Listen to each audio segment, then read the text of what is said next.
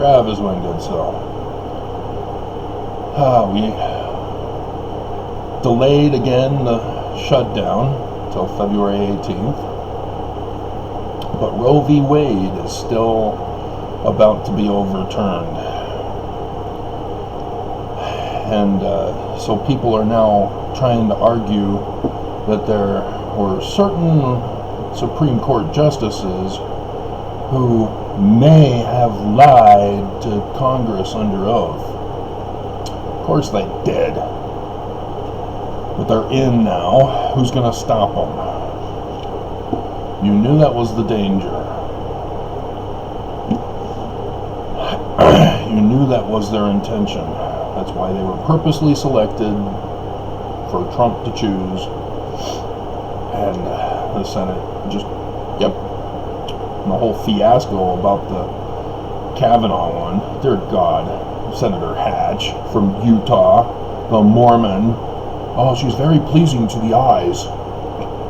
Dear God, yes. Humiliate the church and Mormons. Good job. Worse than Flake, who flaked. Was confronted in the elevator, wanted to get away from her, so he just told her whatever she wanted to hear. And delayed it with the, oh, maybe we should hear her. And then votes against her. Puts Kavanaugh in. What a flake. And I've gone over with you every once in a while when it comes up, because it's not a Mormon topic to expose the church with, per se. But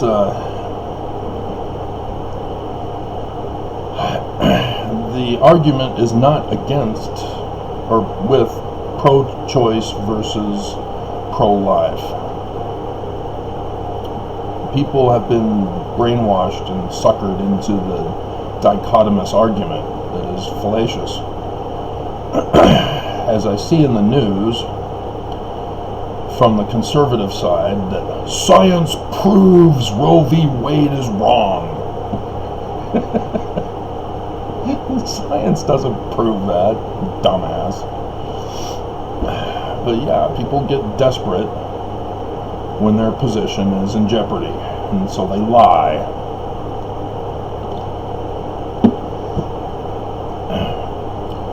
As I told you, it's about the cause of how the woman got pregnant.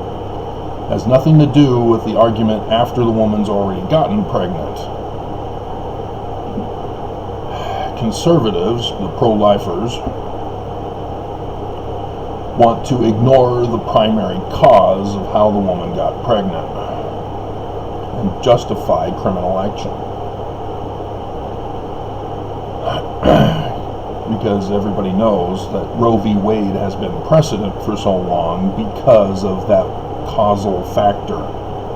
And nobody dares, or previously has dared, to victimize the woman of rape. And yet here we are, as it's about to be overturned because of religion. As Justice Sonia, I can't pronounce her name, I have to see it, had said that this is a religious debate, plain and simple. And it's not supposed to be in our courts and in our governments and in our laws. Religion is supposed to be separate from the state. And so, isn't it interesting that pro-lifers want to harm the life of the woman who's the victim of rape and claim that they're pro-life? You're pro-crime. That's what you are, plain and simple. If a woman doesn't want to keep the rape baby, she should not keep the rape baby, but she should not be forced to have it. And the court should not be delaying decisions by abusive prosecutions, tampering with the courts to punish the woman. all this needs to stop. And it won't. It's just going to get worse. Women will be put into slavery. So, the church side of it. The Mormons, as well as church leaders, have no understanding of what Matthew chapter 5, and thus 3 Nephi 12, is talking about concerning divorce.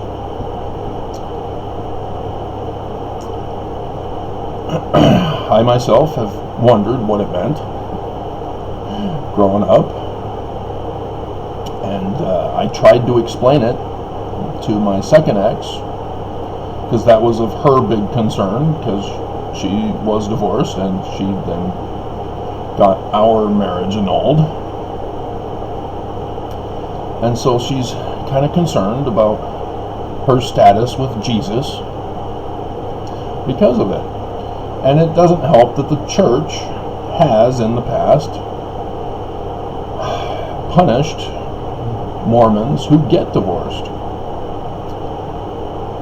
blaming both sides, even if the responsibility is on one side only. But of course, that person who's guilty will love to drag down the other person and blame them too.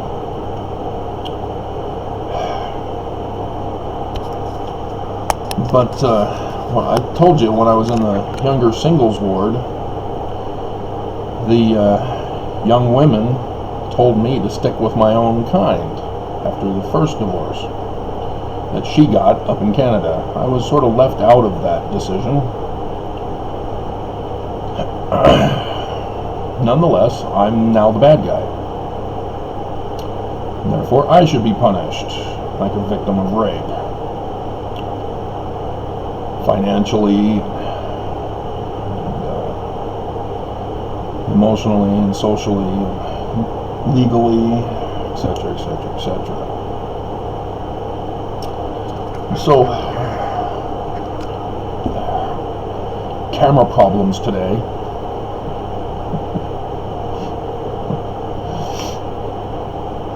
And so the church actually used to punish Mormons who get divorced. I can't recall offhand, though I've heard, and so it's just hearsay, so it could be Mormon myth, but with what I've learned, it may actually be true, or based on truth, that Mormons were excommunicated if they got divorced. And so I think with the rise in divorces and certain persons getting divorced, I think that was put a stop to. Brigham Young had numerous divorces and put in section 132 blaming Joseph for it, fraudulently putting his name to it, because of the latest divorce that had him locked up in jail. So you can see the motivation for creating section 132 and giving a death threat to Emma. Really? Joseph? As Emma never divorced him. She was stuck by his side the whole time. And Joseph was faithful, despite what Brigham and his Danites tried to accuse him of, and practicing in secret. They were doing it in secret.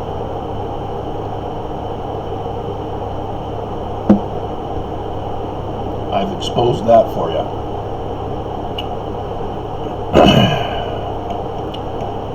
And so, yeah, the church has also been found guilty of atrocious laws of banning interracial marriage and so on and so forth. But let's focus on the scripture and explain it for you so you can put it to rest, because you're going to believe me, right? I'm an expert in the field. I'm educated, trained, experienced. I know the answer, so you're going to believe me, right? You're not going to be stuck in your spiritual witness that you already have concluded. God gave me a spiritual witness, and my spiritual witness came from God. God gave me a spiritual witness because my spiritual witness came from God. It's called a fallacy. Trained and educated, not only in the ancient world, but also on theory development and testing for confirmation, using sound argument rather than fallacy argument.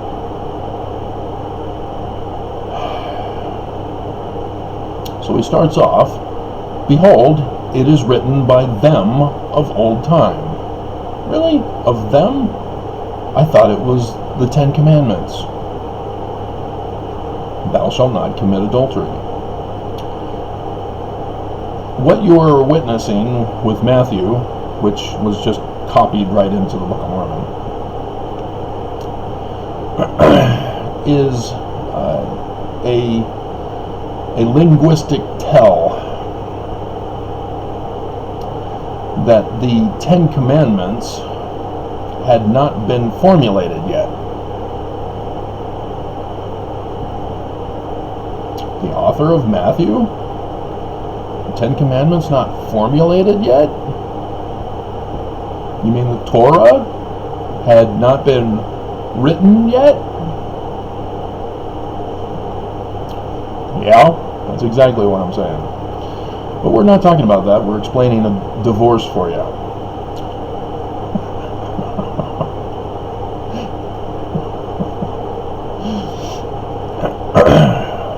The old time was the Egyptians, where the 42 affirmations in your judgment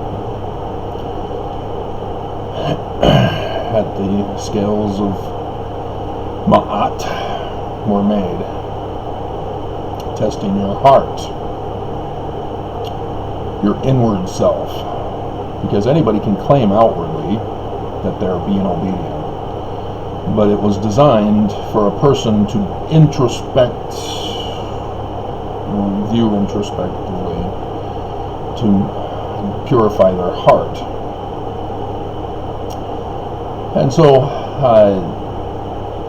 then comes the part of that thou shalt not commit adultery. And I'm kind of confused.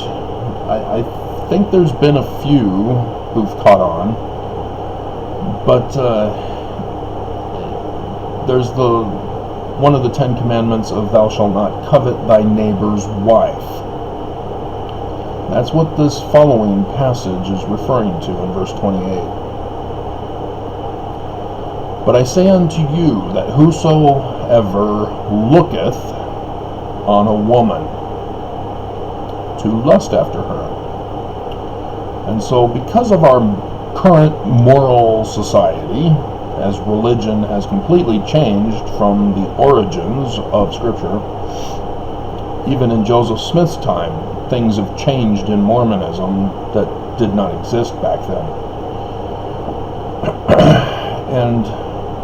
And it's wrong for us to interpret Scripture according to our current moral position.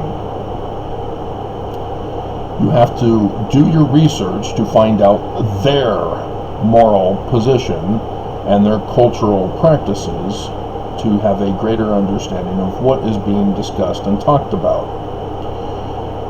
And so the first word we need to explain is "whoa, man." Comes from the caveman era days when he first saw a female. Isn't that correct? You now trust me now, right? You can't take a joke. And if you're going to assume that female is to be the interpretation, you're wrong. It's a specific female. Like I said already, it's a female who has been contractually bound to a man. If you're unfamiliar, the time period of when this was written was during the times, and it is like the 1900s when it was finally reversed in America. women were property to their husbands. Men would buy their wife. And so the woman was a slave to her husband, a sex slave, specifically. And so this is concerning the laws of treatment of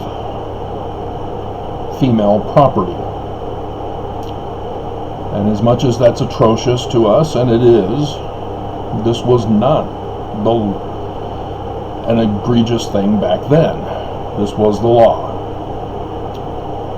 And so if you try to impose, as I saw Jungle Cruise the other day,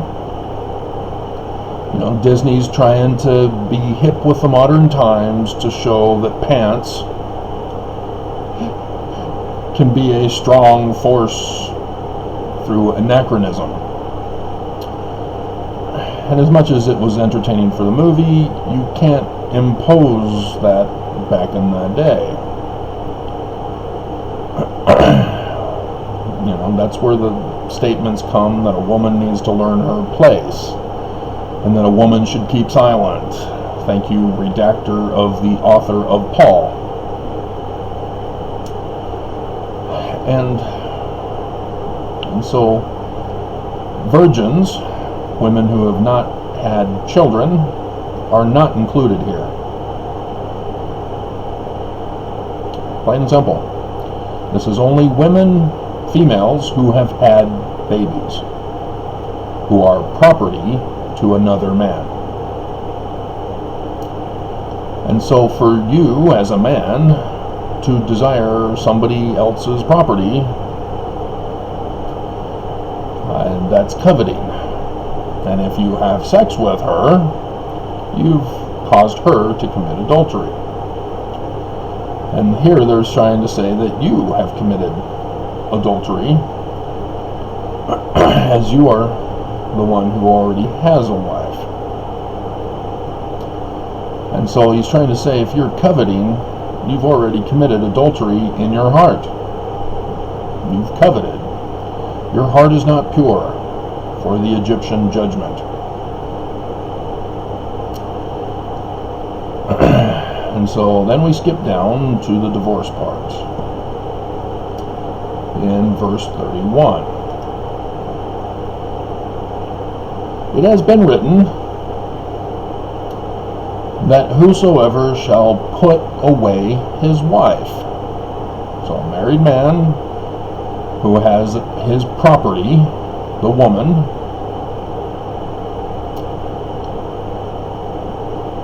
if he's going to put her away, he has to legally do so. That's what this means. You had a contractual purchase agreement, and if you're just going to get rid of her, you need to give her a written divorce decree, a contractual divorce, because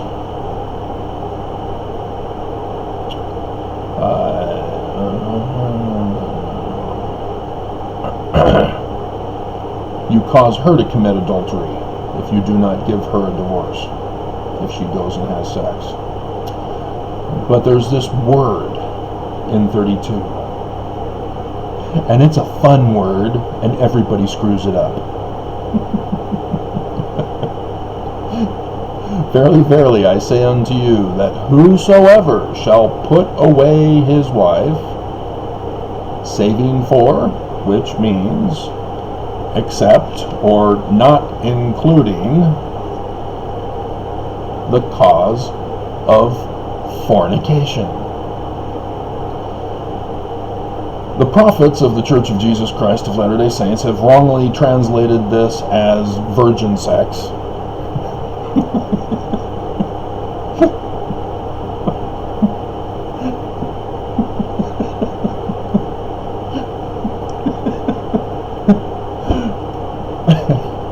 Unmarried couples having sex. And as the debate with pro-life versus pro-choice is confused, as the porn industry just loves it. Great, you're going to screw up the definitions of words and the translations? Awesome. Thanks for the billions, guys.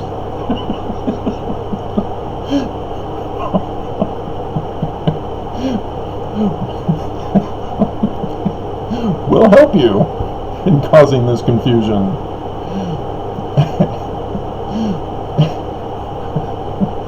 Again, what is it talking about? It's a woman who's had children, and you're now divorcing her. And so, except for the cause of fornication? Virgin sex? Not the case.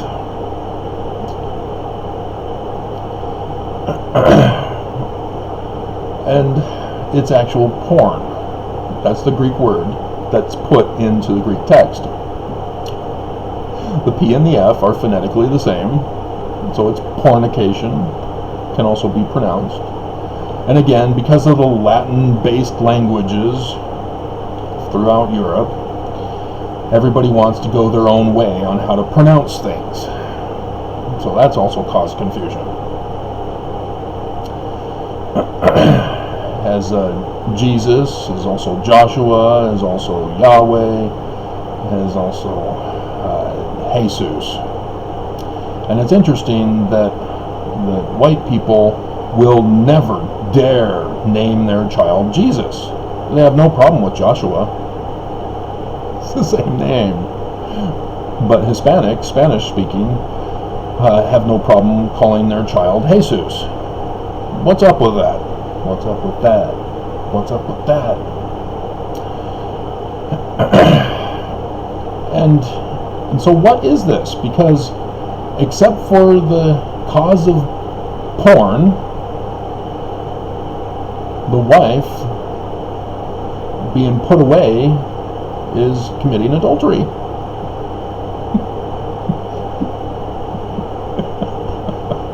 Without a divorce. So does that mean that if you pimp out your wife for Playboy, that's okay?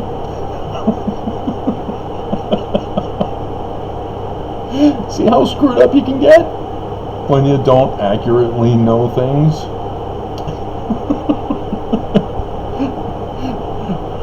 I don't want to get a divorce, dear, but I don't want you around anymore, so I'm selling you to Playboy.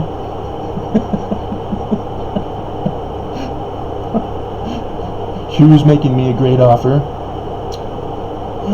And he's dead now, isn't he? Yeah. So, porn. It comes from prostitute. And again, people have screwed that one up too. Again, you got to realize the time period of when this was written. The Greeks began the practice of having women work in the temples as sacral prostitutes. And to call those temple workers as prostitutes is kind of a slang term back in those days. It was kind of a mocking joke, because they would stand outside of the temple, next to, in front of, the statues of the temple. Thus, prostitute, pro, means before. Statute, statue, before the statue. The original word was neutral, had nothing to do with sex. Because our current addition of the word graphy, pornography, graph is an art form. You know, any kind of art. And yes, women have been the greatest of inspiration for the greatest works of art.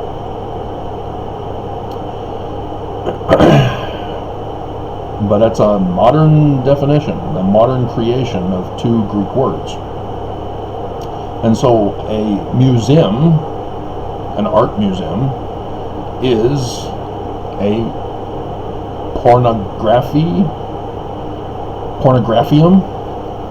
something like that. It doesn't exist because evangelicals created the word.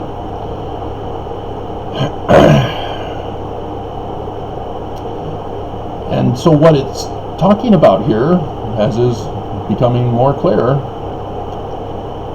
the doctrine of Christ is a little bit different than Christians believe, and is why they shouldn't have excluded from their canon of the New Testament the birth of Mary.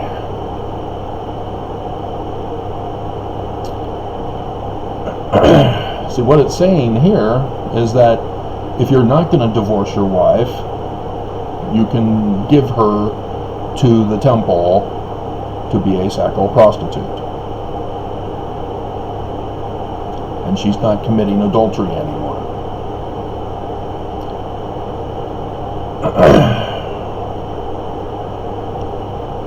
Plain and simple. But if another man takes her to be his wife without a legal document, because she can't get married if she's not divorced, still the original guy's property. And so this is the only exception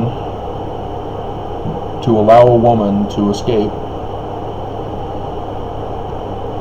adultery, is giving her to the temple.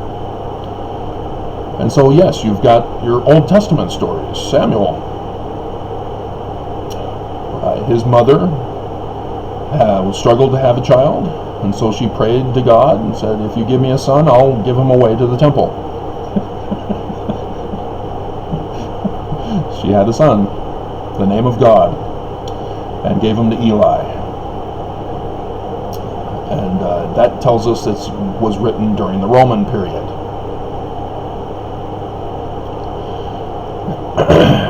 Because the sons were sacral prostitutes. The Lord is angry with Eli because his two sons had sex in the wrong room of the temple. Oops. And so, yeah, there's a dual thing for you there. I'm giving you the date of when the Old Testament was written, or that Book of Kings was written, as archaeologists cannot find records of the kings of Israel and Judah past certain people during the pre-attack by Neo-Assyria. They can't tie it to David. They can't find David in the archaeological record. They can't find Solomon. They can't find those two, Rehoboam and Jeroboam, and several down until a certain point. And yet they still think that, well, you know, absence of evidence is not proof that it didn't happen. Yeah, that's correct. But it doesn't mean you have to keep looking for the rest of your life in just Jerusalem or Shechem for those guys. You need to branch out. Expand your theory test. And as I've gone over with you, oh look, there they are, Egypt, the David-Moses dynasty. What do you know? But anyway, I digress again, don't I? The Greeks started sacral prostitution not because they're evil, but because of the original temple practice of marrying in the temple. The pharaohs and then the Assyrians picked it up, the Mesopotamians, and for the new king, for example, he'd have to get married. Can't get married at the wedding supper feast of the Lamb of the last days without a wife. Otherwise, he can't be Pharaoh. He has to get married. And there would be a big ceremony, a wedding feast, and a coronation with his bride as well. And so the temple had a room set aside for wedding sex after the wedding was performed, so that they can conceive immediately to symbolize the birth of the successor to the throne. And depending on which pharaoh and which dynasty, and then Samaria, depending on their practice, the cultural traditions change over millennia and century and decade. But eventually the Greeks started the practice of temple prostitutes for that original purpose and intent, and for the symbolism of creation stories and all that. So it's not as bad and evil as people take it to be, but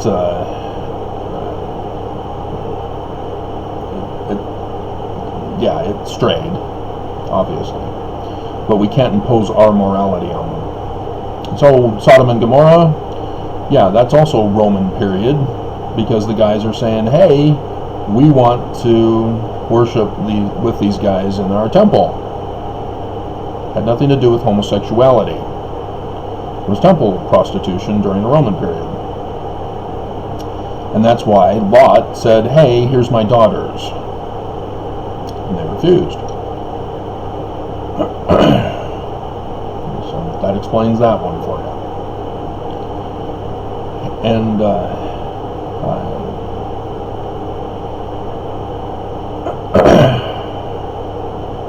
and so there's no laws, moral laws, to prevent two people from having sex as long as somebody doesn't get pregnant. It's all fun and games until somebody gets pregnant. And that's the whole point of Scripture, is that rape is when a woman gets pregnant. And so the laws of Hammurabi from Assyria were designed to protect women by making rules saying that if a woman cries rape within the walls of the city, she is protected by the law. But if she steps outside the walls of the city all by herself, she can't claim rape. That's how he tried to protect women in that particular instance. So the woman at the well with Jesus, that was kind of a risky thing. She'd been married multiple times and had been divorced multiple times. But she had been given a writing of divorcement, but she was committing adultery because let's see.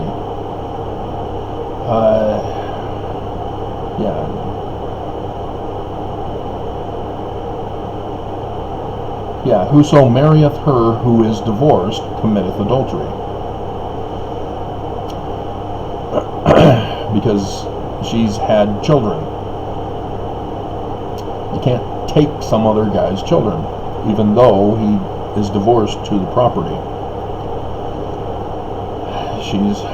That's the bad part about those days, is that once a woman has had children, her life is pretty much predetermined after that. And she can only become a temple worker if she's going to have sex again. So you can see how women have been greatly liberated and freed of their oppression and bondage. And what we're about to witness is all of that being taken away again. Isn't that great, women? Don't you want to be a part of the church now? Nelson's planning on polygamy for the millennium. Changed the law of chastity already. Are you sure you want to be Mormon? A female Mormon. Are you sure you want to go through this? Are you sure you want to be called property? Are you sure you want to go back to being silent in church? Remember, Nelson tried to silence women by taking away their conference session. See, it was him who took away their conference session and merging it with general conference, because Monson included the women's session with conference that final time, but then Nelson took it away and merged it with the October conference, and then he tried to take it away from you in this year. So you can already see where his heart is towards women, despite having all those girls and one boy, as he's also a polygamist. Legal polygamy, she died first, assuming she died of natural causes. But because I know him now, I have to suspect him for any kind of thing now. But again, I'm experienced and educated on how to develop a theory and test it, and so I can't do that with Nelson unless I get him to tell the truth about his life, get access to the medical records. So that's not likely to happen, is it? And so I have to drop such a claim.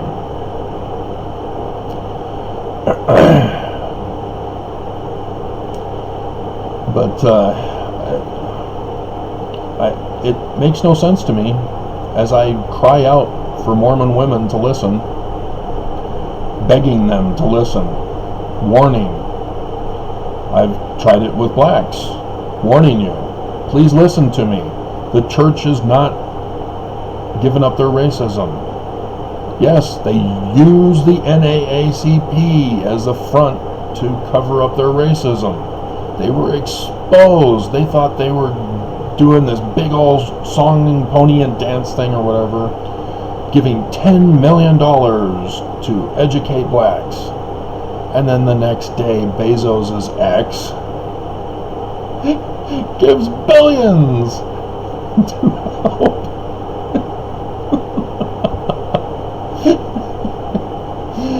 So yeah, the church can't do anything good. They just keep getting exposed for their crimes and the intentions of their heart. And it's going to get worse if they are not stopped and punished for their crimes. And if the laws keep getting changed to oppress us, taking away Roe v. Wade, denying us the right to vote, that's already happened by the Supreme Court. MAGA can now overturn elections just because they don't like the results. So, yeah, it's going to get worse, guys. I keep warning. Nobody wants to believe. And so I tried to tell the second ex, no, this is a different time culture. We don't have anything other than what the church tells us, and it's based on an incorrect understanding of the scriptures to justify all this and that. But currently, for the moment, divorced women are okay. So Marie Osmond, even though she's on her first, back to her first, which is number 8, or something like that. Who knows how many dozens of men she's been through. Dear God, set an example for Mormons. Everybody's having fun but me. I had 2 though, so that's more fun than others, if you want to call it fun. I still, is it K? Was that his name on Men in Black? where Jay catches him on the internet, spying on his love with a satellite, and so Jay throws out the fallacy of it's better to have loved and lost than to have never have loved at all, and he responds with try it. And with that I close.